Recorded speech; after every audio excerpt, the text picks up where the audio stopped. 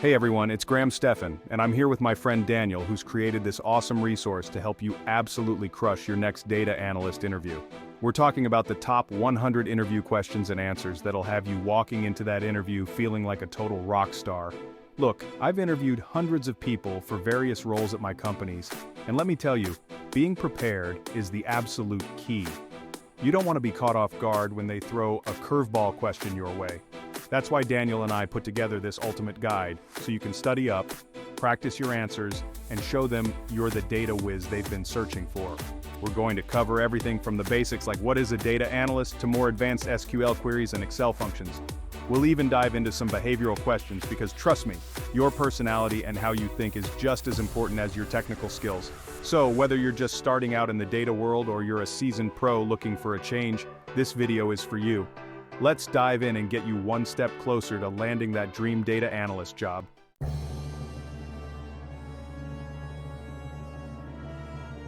All right, let's kick things off with a classic interview question. What is a data analyst? Now, you might be tempted to rattle off some generic definition you memorized, but trust me, you want to stand out. Think of it this way, you're like a data detective. Companies are drowning in data website traffic, sales numbers, customer surveys, you name it. Your job is to sift through all that information, find the hidden clues, and present your findings in a way that helps the company make smarter decisions. It's about connecting the dots, seeing patterns that others miss, and telling a compelling story with the data. Are sales down in a particular region? You'll dive into the data, figure out why, and recommend solutions. Maybe it's a pricing issue, or maybe they need to revamp their marketing campaign. The bottom line is, you're not just crunching numbers, you're using data to solve real-world problems and drive business growth, and that's a superpower companies are willing to pay top dollar for.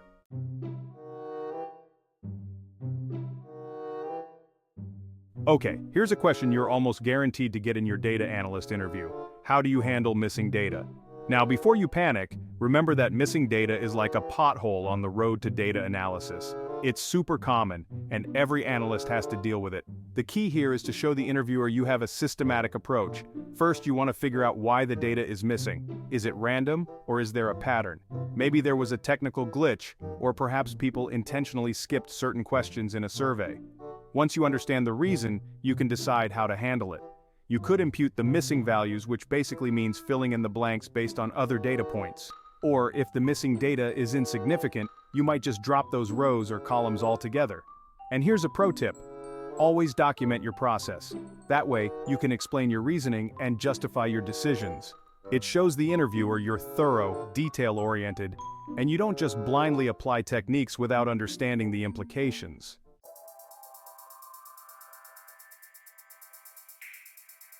So, you want to be a data analyst? Great, it's a career with amazing potential, but to land that dream job, you need to nail the interview. One question you're bound to get is, what are the steps of data analysis? It might seem straightforward, but trust me, a clear, concise answer can set you apart. Think of it like building a house. You wouldn't start slapping on walls without a plan, right?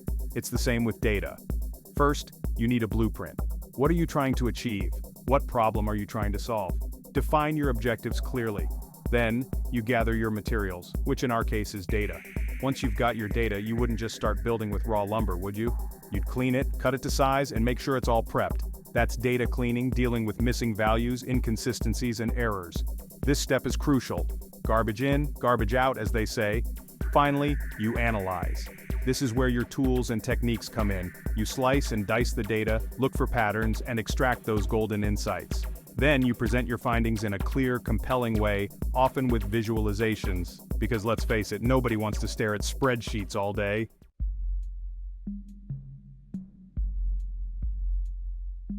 Data accuracy is paramount in the world of data analysis. Think about it. If you're using inaccurate data, your entire analysis, no matter how sophisticated, is built on a foundation of sand. It's like trying to build a skyscraper on a swamp. So how do we ensure we're dealing with solid ground? First and foremost, you gotta vet your sources.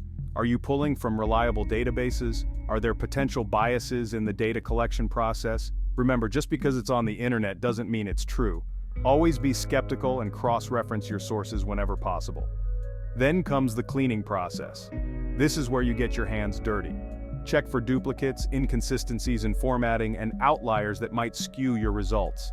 Think of it like detailing a car. You're getting rid of all the imperfections to reveal the true value underneath. Finally, implement checks and balances throughout your analysis. Use data validation rules, perform regular audits, and document your process clearly. It's like having a system of double-entry bookkeeping for your data. It might seem tedious, but it's crucial for catching errors and maintaining data integrity in the long run.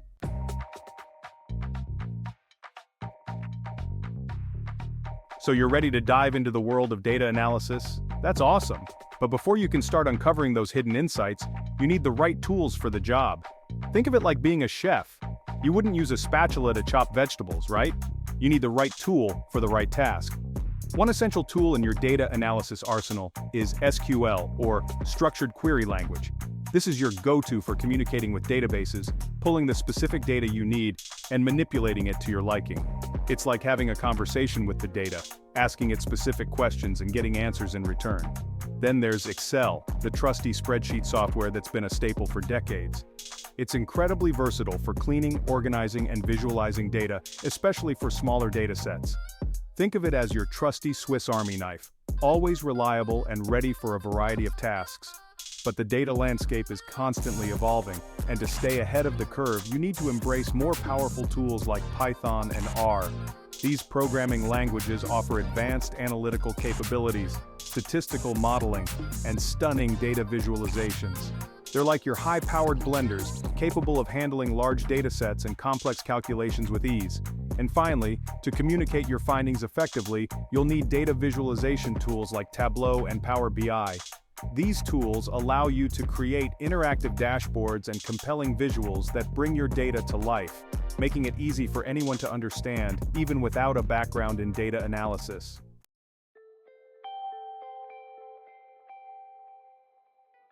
So you've mastered the basics of data analysis. That's awesome. But here's the thing about the data world, it's constantly evolving. New tools, techniques, even entire programming languages pop up all the time. You gotta stay ahead of the curve.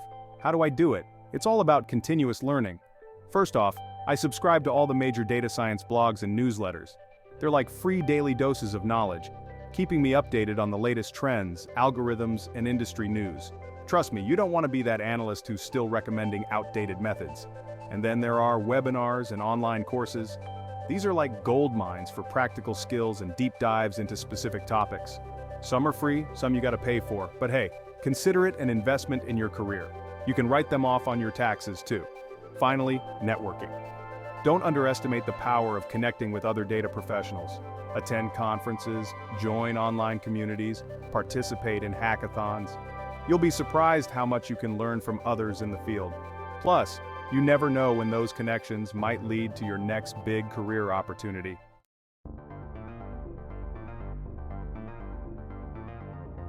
All right, let's talk SQL. If you're serious about data analysis, SQL, or structured query language, is non-negotiable. It's the language used to communicate with databases. And trust me, as a data analyst, your life will revolve around databases. Think of a massive spreadsheet, but like 1,000 times bigger. That's a database. It's where all that valuable raw data lives. Now, imagine trying to find specific information in that massive sea of data. That's where SQL comes in. It's like having a super-powered search bar that lets you extract exactly what you need. Whether you're pulling customer data, analyzing sales trends, or identifying patterns, SQL is your go-to tool. It lets you filter, sort, join, and manipulate data with incredible precision. Mastering SQL is like having the keys to the data kingdom. And the best part, it's not even that hard to learn. There are tons of free resources and online courses available. Once you get the hang of it, you'll be amazed at how much easier it makes your data analysis tasks.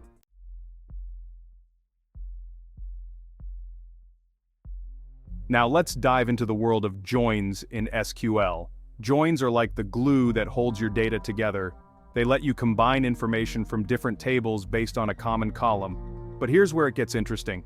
Inner join and outer join. They sound similar, but trust me, they have distinct personalities. Think of it like this. You have two groups of friends, one from college and one from work. An inner join is like finding the friends who are in both groups. It only returns the data where there's a match in both tables. It's all about that exclusive club of shared connections. Now, outer join is like inviting everyone, even if they're not in both groups. It returns all the data from one table and any matching data from the other table. Think of it as being more inclusive, capturing all the possibilities. So, when do you use each? Inner join is your go-to when you only want data that's present in both tables. Outer join is your friend when you need a complete picture, even if there are some missing pieces in one of the tables. Mastering these joins is key to unlocking the true power of SQL.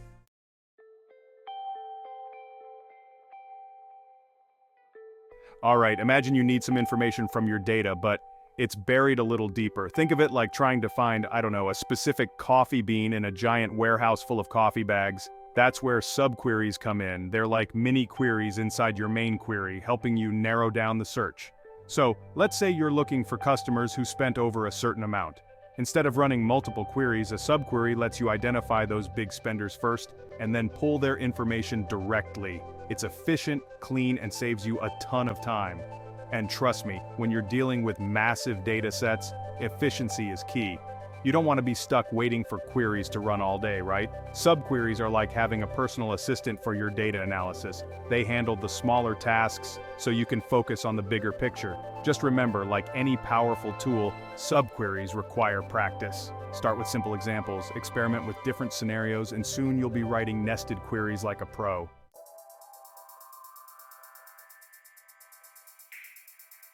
Now, let's talk about keeping your data squeaky clean and organized. Imagine your data is like your investment portfolio. You wouldn't just throw all your stocks, bonds, and real estate documents in a random box, right? No way. You'd organize them for easy access and analysis.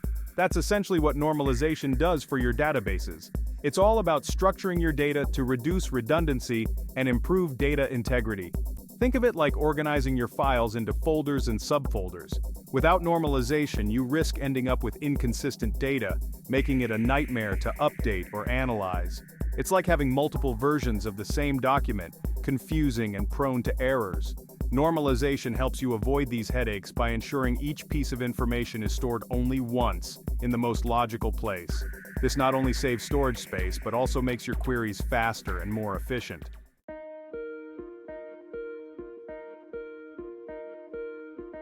Alright, let's talk about how to tell your data apart.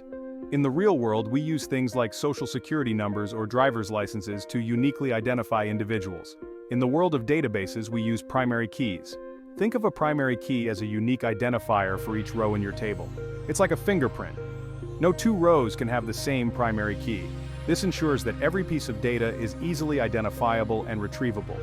Let's say you have a table of customers. You wouldn't want to use their names as primary keys, right? After all, you could have multiple customers with the same name.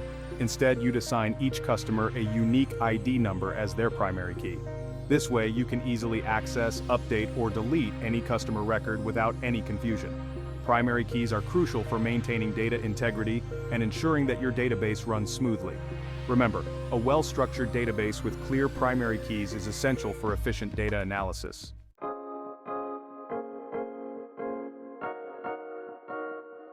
Alright, imagine you're dealing with a massive data set, like the entire subscriber count of this channel, which, by the way, you should definitely be a part of. Now let's say you want to find duplicate entries, kind of like finding two people with the exact same name and birth date. That's where this SQL query comes in handy. It's like having a fine-tooth comb that sifts through your data and picks out those exact matches. The group by clause is key here. It's like grouping similar entries together. Then, the having clause swoops in and says, hey, we only want groups with more than one entry, which means duplicates. And boom, you've successfully identified those pesky duplicate rows. Knowing how to write this query is crucial for a data analyst because duplicate data can really mess with your analysis, leading to inaccurate insights. And trust me, you don't want to be making business decisions based on bad data. That's like investing in a rental property without doing your due diligence, a recipe for disaster.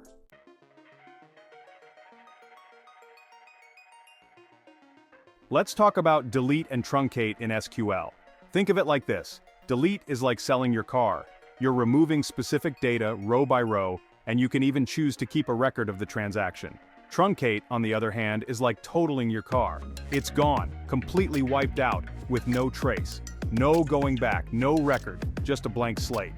Now, why is this important for a data analyst? Well, imagine you accidentally deleted a chunk of crucial data.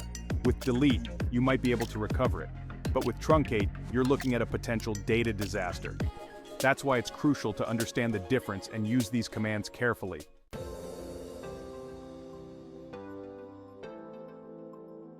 Now, let's dive into CTEs, or Common Table Expressions. Think of a CTE as a temporary workspace where you can organize and manipulate your data before unleashing it on the main query. It's like having a side hustle that feeds into your main source of income. You use the with keyword to define a CTE, give it a name, and then write your SQL statement just like you would for a regular table. This temporary result set can then be referenced within your main query, making your code cleaner and easier to understand. Why is this important for a data analyst? Well, imagine you're analyzing a complex data set with multiple calculations and subqueries. Using CTEs can break down the complexity, making your code more manageable and less prone to errors. It's like organizing your finances with separate budgets for different categories. You get a clearer picture of where your money is going, and it makes managing your overall finances much smoother.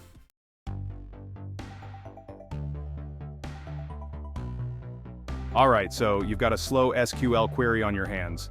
Trust me, I've been there, and it's like watching paint dry, especially when you're dealing with massive data sets. The good news is, there are some proven tactics you can use to speed things up. First off, consider indexing. Think of an index like the table of contents in a book. It helps the database find the information it needs much faster, instead of scanning through every single row. This can be a game changer for large tables. Next up, make sure you're only selecting the columns you actually need. It's tempting to just use select asterisk, but that's like ordering everything on the menu when you only want a salad. It slows things down. Be specific about the data you need to retrieve. Finally, take a close look at your joins. Joins are powerful, but they can also be a major performance bottleneck. If you're joining too many tables or using inefficient join types, it can really bog things down. Try to simplify your joins or find alternative ways to achieve the same result.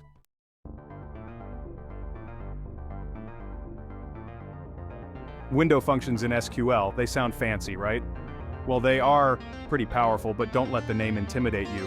They're essentially a way to perform calculations across a set of rows that are related to your current row. Imagine you're looking at a spreadsheet of sales data, and you want to rank each sale within its respective region. That's where window functions come in. Functions like row_number, rank, and lag let you do just that. Calculate values based on a window of rows. Let's say you want to find the top 3 products sold in each category. With window functions, you can rank the products within each category based on sales, and then easily filter for those with a rank of 3 or less. So whether you're ranking data, calculating running totals, or comparing values between rows, window functions give you a whole new level of flexibility and efficiency when working with SQL.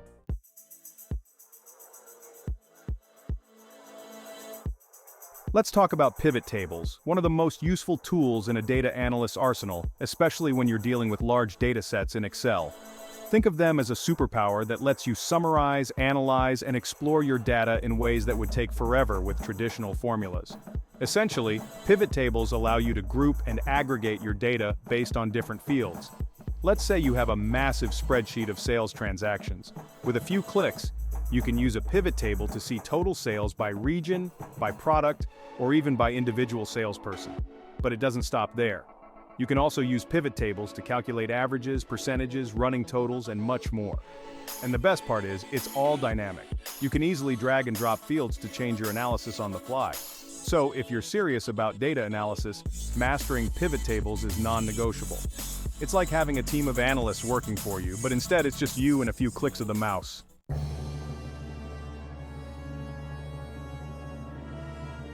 Alright, imagine you're digging through a massive spreadsheet, like trying to find a specific coffee bean in a warehouse full of coffee. You could spend hours scrolling and scanning, or you could use Excel's VLOOKUP and lookup functions. These are your secret weapons for finding specific data points within a table. VLOOKUP, or vertical lookup, searches for a value in the first column of a table and returns a corresponding value from another column in the same row. Think of it like searching for an apartment number in a building directory and then finding the tenant's name next to it. HLOOKUP, on the other hand, does the same thing but horizontally. It searches for a value in the top row of a table and returns a corresponding value from the same column but a different row. It's like finding a specific date on a calendar and then seeing what event is scheduled for that day.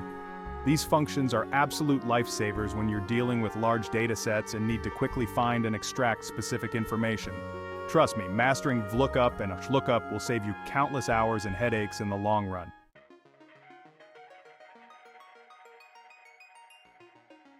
Duplicate data in a spreadsheet is like having the same item listed twice on your grocery list. It's redundant, it wastes space, and it can mess up your calculations. Thankfully, Excel has some powerful tools for hunting down and eliminating these data doppelgangers.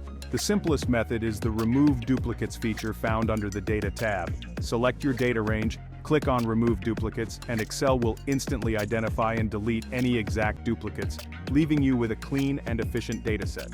For more advanced control, you can use Excel's filter functions. These allow you to set specific criteria for identifying duplicates, such as matching values in multiple columns. This is especially useful when you need to be more selective about which duplicates you remove. Remember, keeping your data free of duplicates is crucial for accurate analysis and reporting.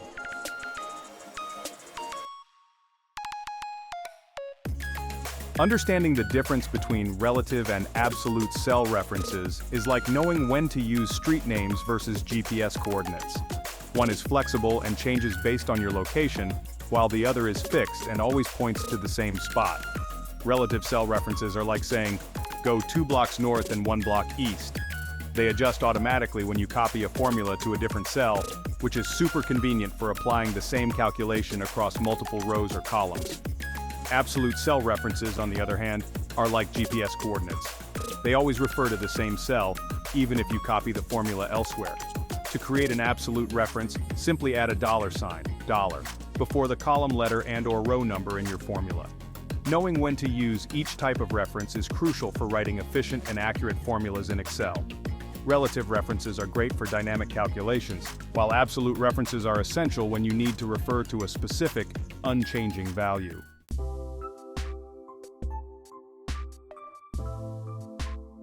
Alright guys, imagine this. You've got a massive spreadsheet with thousands of rows of data. It's like staring at a wall of numbers, right? How do you quickly pick out the important stuff? That's where conditional formatting comes in. It's like a secret weapon for data analysts. Essentially, you can set up rules to automatically change the appearance of cells based on their content. Let's say you want to instantly see all sales above $10,000. Bam! You can have those cells turn green and bold, making them jump out at you. No more wasting time manually searching through endless rows. And the best part? Conditional formatting isn't just about highlighting high values. You can use it to visualize trends, identify outliers, track deadlines, and so much more. Think of it as a way to bring your data to life and make it visually tell a story. Trust me, once you start using conditional formatting, you'll wonder how you ever lived without it.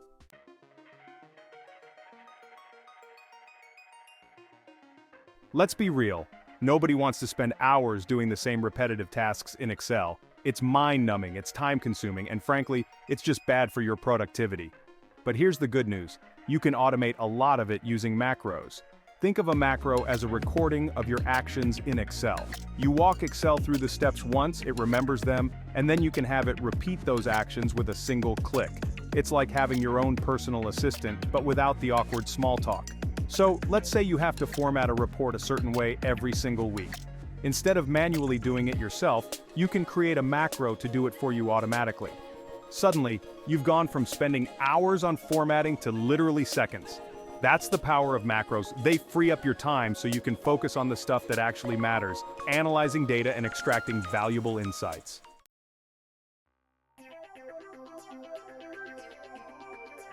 Alright, so you've analyzed the data, you've uncovered some key insights. Now what? You need a way to present your findings in a clear, concise, and visually compelling way. And that's where dashboards come in. Think of a dashboard as the ultimate data storytelling tool. It's a single interactive screen that displays all the most important metrics and trends in your data. No more sending out clunky spreadsheets or boring PowerPoint presentations. With a dashboard, you can communicate your insights quickly and effectively. The beauty of dashboards is that they can be customized to show exactly what you want, how you want it. You can use charts, graphs, gauges, maps. The possibilities are endless, and because they're interactive, users can drill down into the data, filter by different criteria, and explore the information in a way that makes sense to them. Remember, a picture is worth 1,000 words, and a dashboard is worth 1,000 spreadsheets.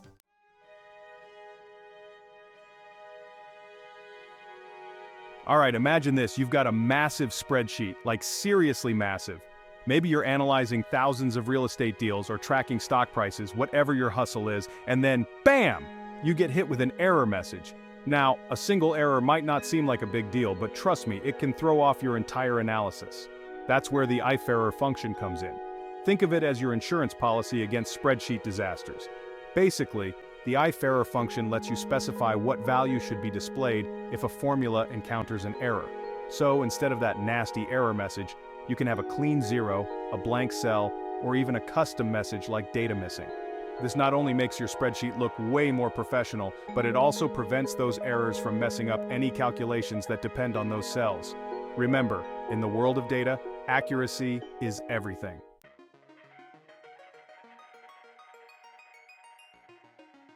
Let's talk about two more Excel functions that can save you a ton of time and headache: SUMIF and COUNTIF.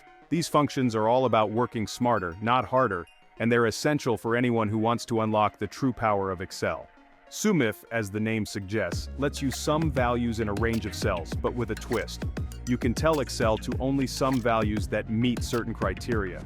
So, let's say you're analyzing a list of real estate transactions, and you only want to see the total sales for properties above a certain price point. SUMIF can do that in a flash. COUNTIF is similar, but instead of summing values, it counts the number of cells that meet your criteria. This can be super helpful for things like counting how many properties were sold in a specific city, or how many times a certain keyword appears in a dataset. These functions might seem simple, but trust me, they're incredibly powerful and can automate a lot of tedious manual work. Master these, and you'll be well on your way to Excel mastery.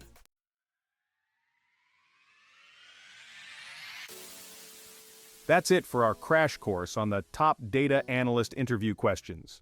Remember, acing these interviews is all about preparation and practice. The more you familiarize yourself with these concepts, the more confident you'll be when you're in the hot seat. Don't be afraid to dive deeper into any of these topics. The world of data analysis is vast and always evolving, so stay curious, keep learning, and never stop asking questions.